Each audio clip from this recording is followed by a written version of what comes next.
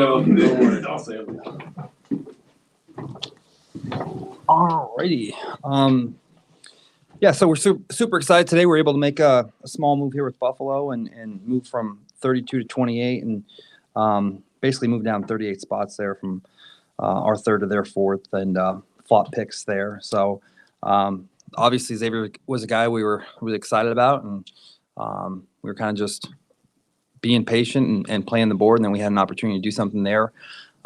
We did it. It was important for us to kind of keep our picks too, so we still had some picks to work with in the next few days. And again, we're excited about adding Xavier to the roster here. And with that, I'll take your questions. You were surprised that Bill's answered the phone when you called? I mean, not.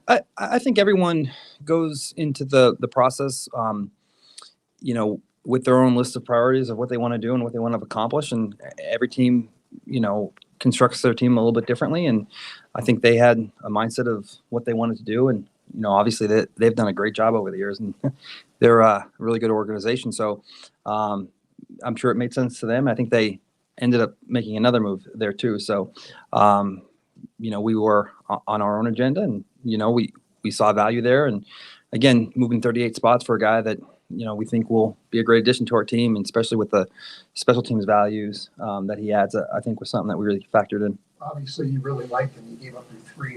What besides the 4.2 40 do you like about him? Yeah, just our ability to play vertical and have speed on the field at all times. And having Xavier and Hollywood, I think, will make life easier for Travis and Rasheed. And I think, as the season goes on here, I think we'll have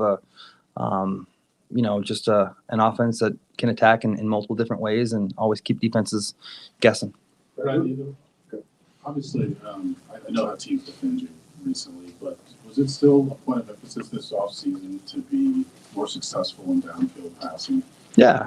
Listen, I think it's a quarterback lead, and it's a speed game. And, the more speed you have on the field, the harder it is for defenses to take away different elements of the game. And, anytime you could add speed and add a guy with that type of versatility, I think, you're going to be interested. And, again, we have a couple guys now that I think can keep defenses guessing, and excited about what this will do in the inside game too with Travis and Rasheed too. So I think we have a good thing going here, and got to get these guys into camp and up and running. But anytime you can add that kind of offensive firepower, I mean, 4.21 it's pretty legit speed there. And I think another thing too is, when you look at these guys and some of their success in the NFL, we always look at, how they transitioned into college. And I mean, Xavier was a guy that came in and put up big numbers right away as a freshman at Texas too. So just really smart kid, can run all day, should be able to get up and running pretty fast. And as you guys know, and you guys have seen it, that there's a lot of verbiage and dialogue in this offense, and it's extremely complicated. But I think we felt really good just knowing how smart he is, and projects to come in here and be able to grasp a lot of these concepts right away. What do you feel like you learned about Xavier during the pre-draft process? I believe you guys met with him. Yeah, I mean, it's everything our scouts said. Just a kid that loves football, and he's coachable. Super. I mean, he's a smaller, slender guy, but he's super tough. We all know the value he adds in the special teams game is big for us. But I heard Coach's press conference. He talked to Coach Sark and raved about him, and just how quickly he picks up things and how competitive he is, and work ethic, all those things that you look for. So you have a dynamic playmaker with top end vertical speed, smart, and you can move him around, do different things with them. So I think it was from where we started. Every step of the way, it just kind of validated the things that we thought all along. Right. As you get back to the trade, you guys moved up 4 slots. When you were thinking about that and talking it over, which team or teams maybe were you worried about that were on board? Well, you don't know. I mean, that's the unknown. And, when you get to that point and then you're looking at, I mean, we moved down 38 spots. So we still maintain picks, and, that's important throughout this process. And when you get to that point, you're so close, you always second guess yourself, and you don't know. I mean, it's easy to say maybe he sat there and he would have been there. But, I mean, we saw teams move consistently. Actually, after we picked, I think there was a couple moves. So, I mean, you just don't know. And I think when you have a guy that you have a vision for and that you like, and you have a chance to do something, especially with a pick swap, it just made sense for us. So at the end of the day, I mean, we'll move down 38 spots, and we'll continue to navigate and work the board. And I think that, one of the strengths of our staff is later in the draft. And so that's why we felt good about it. Brett, with that position that you had there with wide receiver, is there any interest in another position if you got a little higher up in the board and you just kind of like where you were and waiting for it to settle? Yeah, I think, wide out and tackle and, D-line corner. I mean, we kind of had a pretty good gauge that the tackles we like would be gone. I mean, we were holding out a little hope there that if one of those guys got in a window, we would have done something. And, the guys that, we were really interested in, they went and didn't really have an opportunity there. And we just kind of let the board play out. And then we saw a good value there to move down a couple spots, 38 spots, and then take Xavier. We just felt like it was the right move and it made sense for us. Brett, when you think about adding an offensive weapon, I know it's your decision and also coaches. How does it go? Do you ask Patrick, hey, what do you think about this guy? We're thinking about taking this guy to draft. We have a unique relationship with Pat. And so he, just by his competitive nature and, just his professionalism and just wanting to absorb and know everything. He'll kind of call every now and then and just check in. And the thing about Pat, it's like, when you go through the process here, you have some coaches that look for specific things and, they need a specific type of player. Then you have some coaches that you work with that they find the good in everybody. And Pat is kind of like that type of coach where, he sees the good traits in everyone. So he just talks about kind of the guys he's watching, how he envisions them in our offense. And certainly Xavier was one of those guys and loved him. But, he had a lot of positive things to say about a lot of wideouts, but I know Xavier's right at the top of his list. And I'm sure he was at the top of a lot of teams' lists. And there were some really good wideouts that went early and shortly after there too. We liked all those guys. But I think for our offense and just clearing up the middle of the field and then the return thing again was super important for us. So just made a lot of sense for us. Right. My coaches both mentioned his confidence, and he is a slight guy, like you said, like 165. Is that a weight that he's been able to play with, or at this level, do you feel like he maybe needs to add a little bit of bulk? Yeah, I think he'll have to obviously continue to grow and get stronger. And, he's a young kid. And again, I think when those guys that can go from the high school level, right to University of Texas and spit out almost 1,000 yards as a freshman. Those guys typically can adapt and adjust quickly.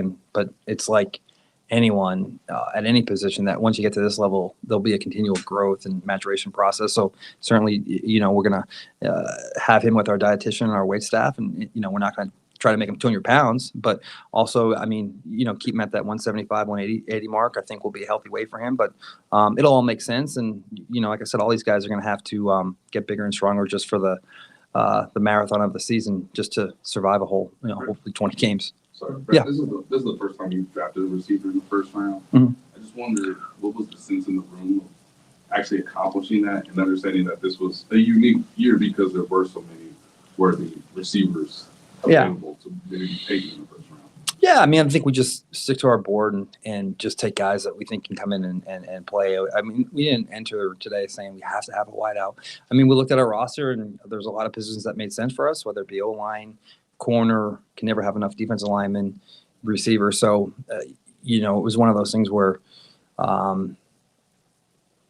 O-linemen went off the board quick and, we were, looking in that direction. And then once the picks went on and, we had an opportunity to just make a pick flop and secure a guy that we thought can come in and just absorb the playbook right away, help us on special teams. It made sense for us, but I don't think we came into the day saying we have to have a specific position. We just wanted to see if we can get a guy that we thought can come in and help us right away. And we've obviously had a lot of success and, we're a veteran team and, we need these guys to come in here and play and help us. And so just the ability that we felt that he could grasp the offense and come in right away, that I think was probably the motivating factor for us to just go ahead and make sure we got him before we got hot by potentially somebody else. Well, like you mentioned, 4-2-1 really pops off.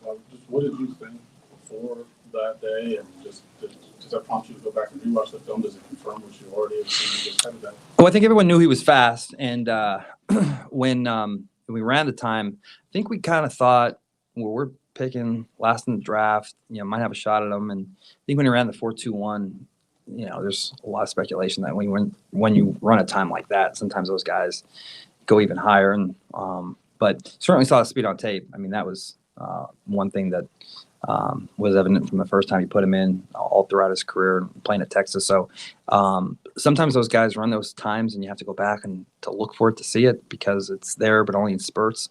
But I mean, with Xavier, it wasn't a guy that, that didn't, probably everyone thought he was a 4-3 guy. So the 4-2-1 is something that is unique and special and only made him more attractive. Pete, you mentioned the communication with Patrick. What was his reaction to actually securing the player? You mentioned that he was on top of it. I think it was at a gala night in New York. He called me and said, "Hey, good luck. I'll be in this gala at New York, but I got my phone on." So he was, I think it was pretty quiet most of the night. I think right around pick 2021, he said, "Hey, how's it looking? What are we thinking?" And, a few, 30, 45 minutes later, I think when we actually confirmed the trade with the league before we turned it in, I shot him a text. I said, "I think we're going to be on the clock here soon," and told him to pick. So he was, the thumbs up emoji and was excited. And I'm sure they already touched base and talked already. So, he was a guy that obviously, being from Texas, Pat, knew all about, but he knows a lot about a lot of players. But, he was certainly excited. PJ? First wide receiver, first round, first offensive player in the first round in a few years now. Just moving ahead, is it kind of more centered towards shoring up that tackle position or kind of looking back towards defense? Well, I mean, listen, we'll just let the board play out. And like I said, I mean, we're going to need, good players at a bunch of positions here. And, we're always, I think, aware of, the values of the O-line and the D-line needs. So, certainly as we go on, hopefully the value and the need match. And that's what you always hope for when you get into these drafts and the off season, when they play out, you just hope that the kind of the need and the value match. But at the same time, again, there's other positions that we have to get better at and other positions that we need to just continue to bring in competition. So, any chance we have a player that we think can come in and play right away and help us, I think we'll defer to that. But I mean, again, I think we're always looking at O-line, D-line. We'll go two more with Todd and then Jesse. Go ahead, Todd. Was this the first time you guys tried to move up tonight? Or had you tried to move up a little earlier? Yeah, we had, I mean, listen, we had some dialogue for sure, but how the value and the charts work. I mean, our picks are, even our second, third round picks, they're not very attractive to teams. And, now that once you get into day 2 and day 3, it's a little bit easier to navigate. And day 1, it's hard. You got to pay a premium. And, the picks that you do have, they don't get you up very far. So we certainly made some calls. I think we started right around 21, 22. And, there just wasn't a high desire for, other teams' 2s and 3s are a lot more valuable than our 2s and 3s. And so it just doesn't do much for you. And then we didn't want to get into a situation where we were just packaging a bunch of picks. We wanted to just stay flexible throughout the, course of the weekend and continue to add players and add depth to this roster. So we made some, calls early on, and a couple teams just were not interested at all. And then a couple teams, the price was just way too high. And we just waited. And then we had a little window there, and Xavier was still on the board, start making some calls later then, like 29, 30, yeah. Buffalo was at 28, so 27, 28. We started making calls right around then, 26 maybe. But we certainly had calls earlier, just never came close to getting anything done there. Jesse? Yeah, brother, you said you had a vision for him. I just wondered what the long-term vision is for safety. Well, I mean, look, he's a guy that I think we can do a lot for us. And, we're super excited about Hollywood. And, if there's a chance Hollywood can come in here and produce, we'd love to extend him. But the reality of it is he's only on a 1-year deal too. So the receiver market is going through the roof, and the guy in Detroit just got done. So, I mean, whether it be tackle or D-line or receiver, I mean, these are expensive positions, and there's a premium on this league in speed and playmaking ability, and he has that. So I think the vision for him is, we have him for 5 years now, and that's a big deal for us. And as we try to keep this thing together and add pieces, those playmakers are hard to come by, and they're expensive in the offseason. So, again, for this year, having him in Hollywood and Travis and Rasheed, I think it's going to be really exciting. But we also know that, there's the additional factor that you have Rasheed under contract for, Xavier under contract for 5 years. And so that's a big motivating factor, just the length of these contracts. Okay, thanks, Veach. Yep. Awesome. Thank you, guys. You guys want to hop on the Zoom?